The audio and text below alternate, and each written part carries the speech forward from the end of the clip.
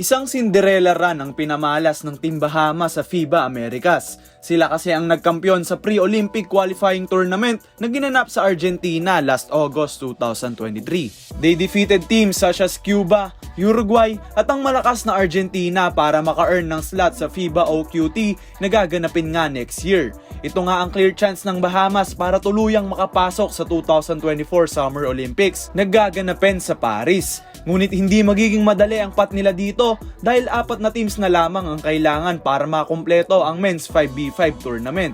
Kakailanganin ng Bahamas ang tulong ng Big 3 nito ng mga NBA stars din in Buddy Hield, Eric Gordon at DeAndre Ayton. Sila nga ang sasandalan ng koponan na ito sa bid nilang makapasok sa Olympics. Ngunit may isa pa silang player na tina-target para makumpleto na ang super team nila for FIBA OQT. Pag-usapan natin ang Team Bahamas ngayong araw. Dito nga lamang yan sa GOAT's Descendants.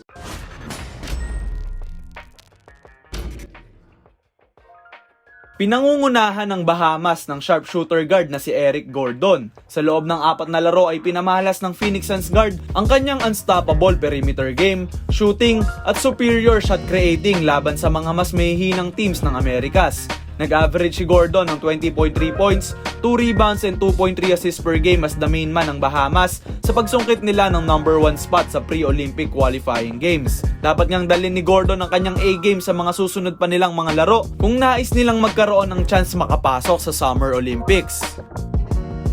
Nandyan din ang isa pa nilang sharpshooter at shot creator na si Buddy Hield.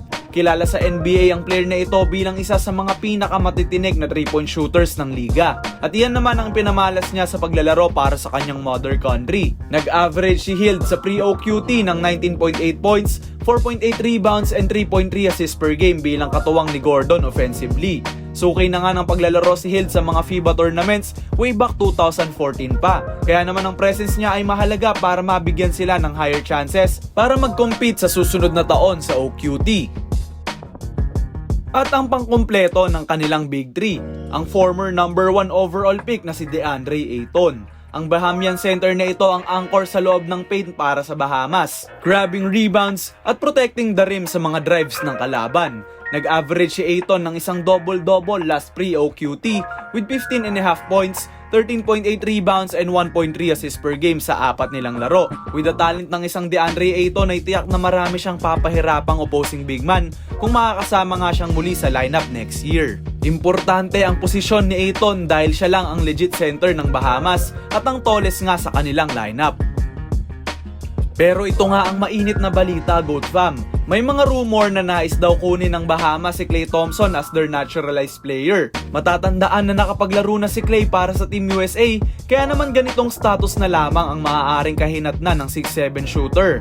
May roots din kasi ang Warriors guard sa Bahamas, kaya't nagpakita rin ito ng intentions to play para sa kanyang mother country. Kung magkataon ay tiyak na isang deadly na starting lineup ang makikita natin for Bahamas. Eric Gordon, Buddy Hield, Klay Thompson at DeAndre Ayton. Tiyak na may kalalagyan ng kahit anong bansang makakaharap nila sa Olympic qualifying tournament this June 2024. Pero kayo ba, GOAT fam? Ano ang tingin nyo sa Big 3 ng Team Bahamas sa OQT? I-komento nyo lang ang inyong opinion sa baba at babasahin nating lahat yan.